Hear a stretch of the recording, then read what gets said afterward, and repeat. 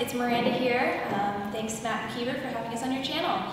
So we're here at the Zahnd team Real Estate Advisors, and I'm here with Steve Zahnd. Today we're going to be talking about tips for new realtors and people looking to get into the business and how to successfully get into your first year. So we'll dive right in. Cool. What tips do you have? What tips do I have? Oh, okay. In my opinion, there's a couple different ways you can get started in the real estate business. And what we've developed at the Zahnd team is, in my opinion, 100% foolproof way to make it into the real estate business, which is actually running someone through an apprenticeship program. So what we've decided to do, instead of having someone just get their license and then get right into the business, we're going to run you through training as an ISA, so inside sales, so you can get your experience wet, get your feet wet in the business, learn how to prospect, learn how to do all the hard work that a lot of people never really learn the skill sets to be successful, like effective prospecting and actually working your business in a real schedule. I remember when I first got in the business, this was before I was taking real estate seriously. I didn't know how to prospect. I wasn't calling people. I wasn't really doing anything to generate any kind of interest or awareness. But the moment I hired my business coach, he's like, make a list of everyone that you know, and then just start calling them, and then hopefully you can get an appointment, and then from that appointment you can get the listing or get a buyer. But when I landed a client, it was really awkward because I didn't really know what I was doing. And then the experience on the other side was, in my opinion, probably awful because I wasn't getting any referrals back. So you could totally do it that way and make money and survive for a very short amount of time. But if you don't figure out how to add value to someone, you're gonna eventually run out of all the people that know and like you, trust you, and they'll probably just know you and not like you or trust you anymore, right? So I noticed in my third year of business I had a huge dip because I didn't figure that part out, and essentially I was running out of options. I wasn't setting up marketing strategies or doing anything. So my tip is, if you want to get into real estate and you want to take it really seriously, is to at least join a team, or just hire a coach and go all in on it, essentially. Yeah, and for those of you who don't know, that's actually what I'm doing. So I joined the Zahnd team, I guess we're at like 9 months ago. So I'm the client discovery and experience expert. So what that means is that, just like Steve said, I'm getting it out there, learning how to prospect, getting to see what the agents do in their day-to-day life, and learning from their mistakes and their wins, which is amazing. And also I can build my network. So having that network, for the realtors who are getting their license and they just get it, and then they finally say, hey, I've got my license, here we go. You're going to have that lag of time before you can actually do something, right? Whereas I've had 9 months now of telling people, hey, I'm in real estate, I'm doing this, I will have my license, I've got this great team behind me. So in 9 months, I've actually already had people reaching out saying, hey, I've seen your post, been following along, and I want to do something. So it's been amazing. So definitely getting in there with a team and someone who has support you has been a huge benefit. And just to touch on that, I mean, you did hit on key points there. I mean, so 87% of realtors that they start, and then in 5 years they're out of the business. So they fail out of the business in 5 years. And I actually personally think it's probably a lot shorter than that. Yeah. Well, like you said, you get in the business, you have your license, and then when you say you're just an amazing prospector, by the time you actually land a client and actually close that deal, you're looking. I mean, if you land that client day one, you're looking at least 60 to 90 days out before you even get a paycheck. So unless you have a nest egg saved up, you're likely not going to survive that first 3 months. If you're just looking at landing that deal, right? And I mean, that's only one deal. You've got to keep doing that every single month. So I mean, the thing about the real estate industry, it's got a super low bar of entry. I mean, you can get in very easily into real estate, and it doesn't take any, you don't need experience. You don't need to take any apprenticeship courses. So like I think it's pretty cool because we're paying for you to be an apprentice, and then you don't have to worry, you're not being stressed. And then when you're stressed and you're desperate, I mean, then that's going to come off to the client, and then you're going to lose business even more. So yeah. Plus even the confidence factor. So being able to talk to people on the phone, because I know for me, I was pretty shy before, so getting on the phone, even talking to people I know, it was a little intimidating. So I can only imagine for people who are getting their license and now they're helping people make their first and biggest purchase of their lives. Having to portray that confidence of like, yeah, I know what I'm doing, where they've just taken a course and said, yep, I've got my piece of paper, I can do it now. Whereas here we can build up that confidence in knowing exactly what we need to do and the best ways to do it. So.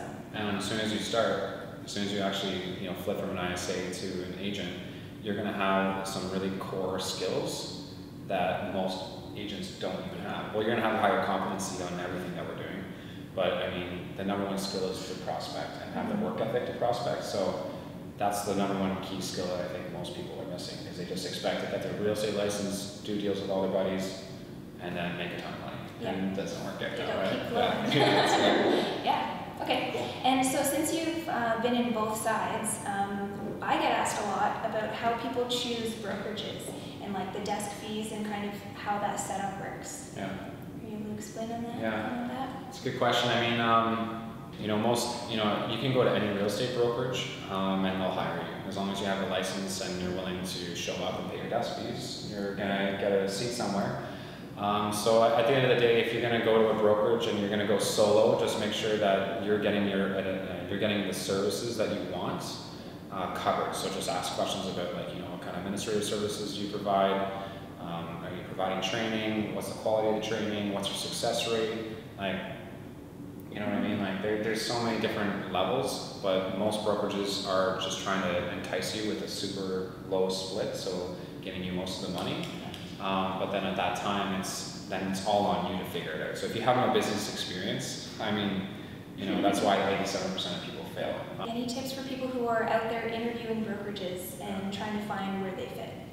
Obviously you want to check out the quality. I'd probably sit down with like 5 or 6 of the top agents within that brokerage and get them to tell you why they believe you should join that brokerage. Because I mean, hearing it from the guy that's hiring you, because I don't think they're all like this, but if you join a real estate brokerage, those splits are so low, they're hoping to get you for the desk fee, and then as well as if you're doing the 5 to 6 deals with those people that know, like you, trust you, and that's all you ever do, they still have made money from you, regardless.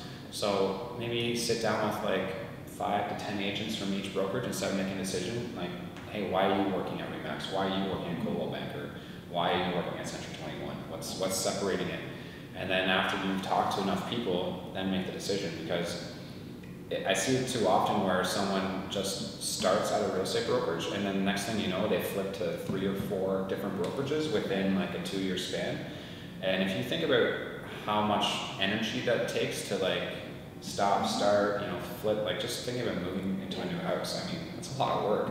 So mentally you're going to drain yourself. So just do your research up front and just be super confident with the company. And once you find it, just go for it. Yeah. Don't give up after 6 months. For sure.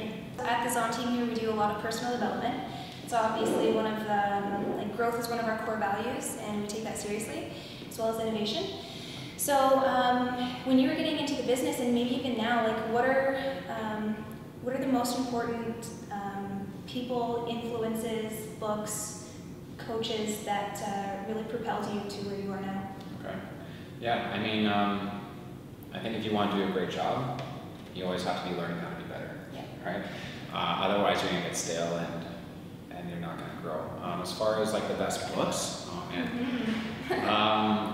I think you always should get a business coach. I mean, they start at $500 a month, if not even a little bit less. When I started, it was $500 a month, and it was worth every penny because it got me into the right mindset. So if you're not going to join a team, at the minimum, you should try to get a business coach, just because they can see the blind spots and maybe check in on where you might be weak and stuff. So that alone, if you're investing in yourself there, you already are person developing, because you're having someone that's been to where you want to go teach you how to get there. So the way we describe it is like, if it takes you, with a business coach, it takes you 5 years to figure it all out, hiring a business coach will hopefully collapse that time to like 1 year, right? So essentially you're collapsing time, so you're moving faster.